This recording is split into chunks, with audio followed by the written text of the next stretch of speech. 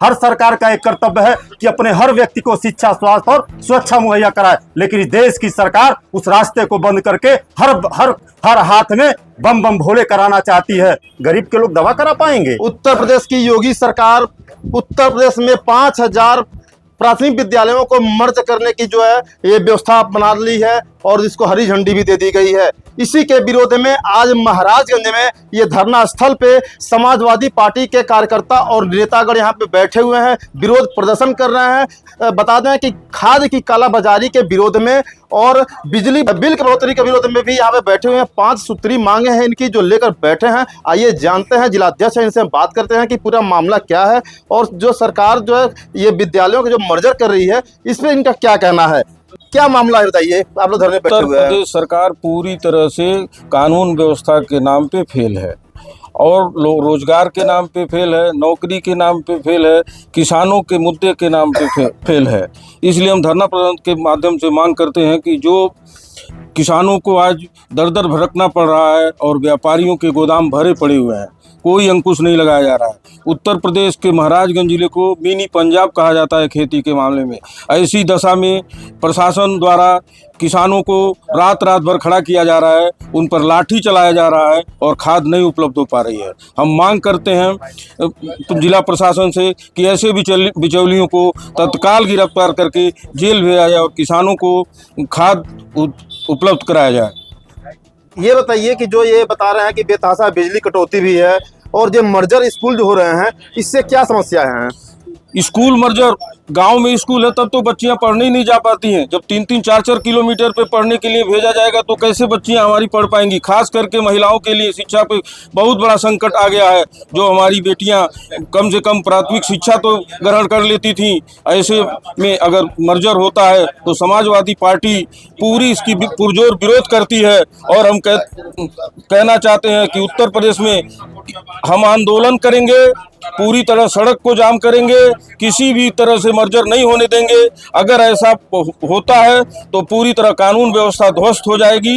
ये हम समाजवादी पार्टी के कार्यकर्ताओं के बल पे आपसे कहना चाहते हैं और विश्वास दिलाना चाहते हैं कि जो ही अगर ऐसा भी नहीं हुआ हम जेल जाने को भी तैयार हैं। और उत्तर प्रदेश में माननीय अखिलेश यादव की सरकार बनेगी तो फिर से उन विद्यालयों को चालू कराया जाएगा।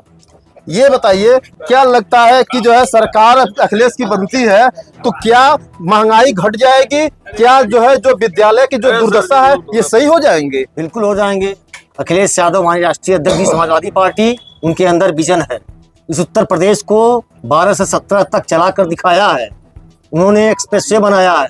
100 नंबर डायल देख लीजिए, 108 चिकित्सा के क्षेत्र में देख लीजिए। महाराजगंज में ही जो विकास का आयाम उन्होंने गढ़ा है वो विगत तमाम दिनों से, जब से देश आजाद हुआ तब से जो काम 5 साल में अखिलेश यादव जी के सरकार में हुआ है किसी सरकार ने नहीं किया है। मुझे आशा ही नहीं पूर्ण विश्वास है, सभी समाजवादियों को विश्वास है, इस जनपद को विश्वास है, आने वाले 2027 में अखिलेश यादव जी इस उत्तर प्रदेश जैसे बड़े राज्य के मुखिया होने जा रहे हैं। महंगाई पर लगाम लगेगा, शिक्षा जो बाजारीकरण कर दिया गया है उस पर लगाम लगेगा। जो हमारे बच्चे नौजवान बेरोजगार घूम रहे हैं उनको रोजगार मिलेगा। कोई ऐसा क्षेत्र नहीं है जिस क्षेत्र पे हमारे समाजवादियों का नजर नहीं है, जिस समस्या का समाधान नहीं होगा। निजीकरण जो है एक बड़ा मामला है, क्या कहेंगे इस पे? निजीकरण नहीं होना चाहिए। जो निजीकरण किया जा रहा है ये भारतीय जनता पार्टी के नेता अपने निहित स्वार्थ बस कर रहे हैं।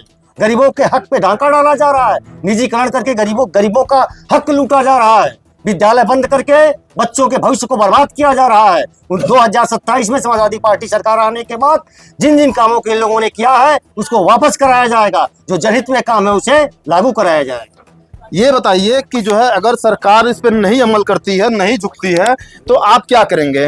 हम लोग फिर धरना किया जाएगा, लगातार सड़क से लेकर सदन तक आवाज उठाया जाएगा अगर सरकार हम लोगों की बात नहीं मानती है तो। ये बताइए कि जो है आपका ये जो प्राथमिक विद्यालय है, क्या लगता है कि जो है जो बच्चे जो है जो गांव में है उनको उच्च शिक्षा नहीं मिल पाएगी या फिर क्या ऐसा मतलब मामला है? नहीं मिल के आएगी। बच्चों को 10-10, 12-12 किलोमीटर दूर जाना पड़ेगा। जो बच्चे 2 किलोमीटर 1 किलोमीटर शिक्षा प्राप्त करते थे, जब विद्यालय मर्ज हो जाएगा तो उनको 10-10 किलोमीटर दूर जाना पड़ेगा। सरकार हर किलोमीटर पर दारू की दुकान खुलवा रही है और विद्यालय 12-12 किलोमीटर दूर कर रही है। ये कहाँ का न्याय है? विद्यालय को जो मर्ज हो रहा है उसके हम लोग विरोध में आज माननीय राज्यपाल महोदया को जिलाधिकारी के माध्यम से ज्ञापन दिया जाएगा। इसके विरोध में हम लोग धरने पर बैठे हैं। नहीं, ऐसा भी तो है, बहुत सारे विद्यालय हैं जहाँ पे जो है काफ़ी दुर्दशा है, जहाँ पे जो अध्यापक हैं वो पढ़ाने नहीं जाते हैं। बहुत से ऐसे विद्यालय भी हैं। क्या इस पर कहेंगे आप? तो उस पर सरकार का ध्यान जाना चाहिए कि क्यों शिक्षक जा नहीं रहा है, क्यों बच्चों की कमी है। एक साल बाद बच्चों को ड्रेस और कॉपी दिया जा रहा है।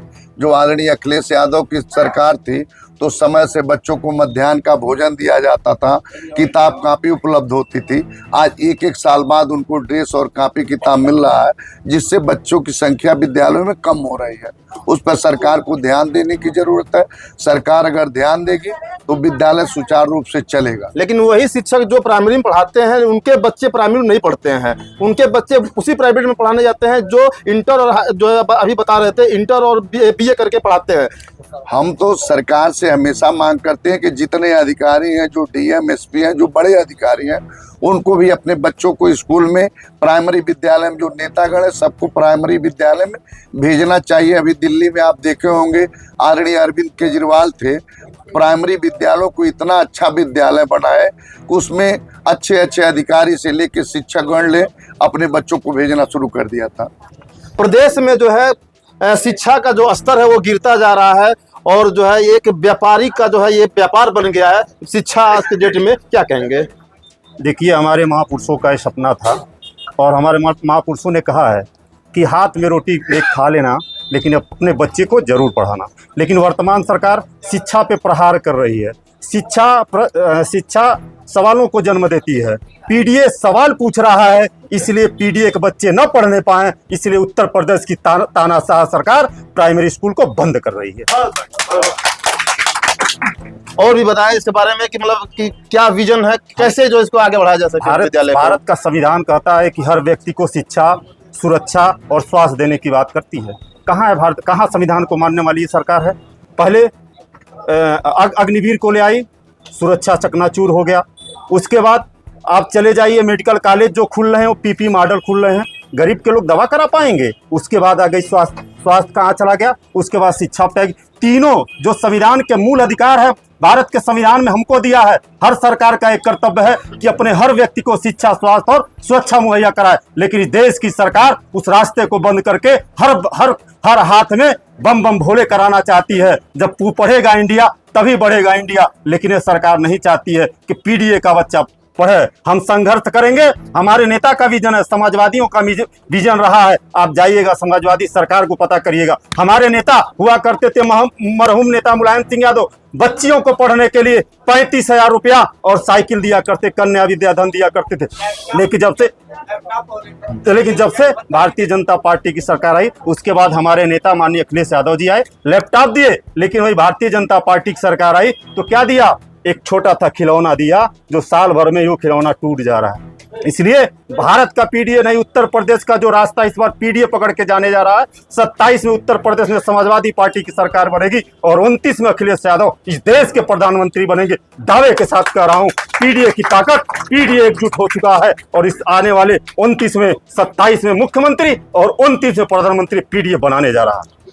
तो आप देख रहे थे कि समाजवादी पार्टी के बहुत सारे कार्यकर्ता हैं, नेतागण हैं और ये लोग लगातार धरना प्रदर्शन करके सरकार के विरोध में है ताकि जो है जो स्कूलों का मर्जर हो रहा है उसको रुकवाया जा सके, जो खाद है, जो कालाबाजारी चल रही है उसको रुकवाया जा सके। अब देखना ये होगा कि आने वाले वक्त में किस तरह का सरकार का रुख होता है, ये आने वाला वक्त बताएगा। आप देख रहे थे यूपी समाचार प्लस, मैं ओंकार नाथ वर्मा।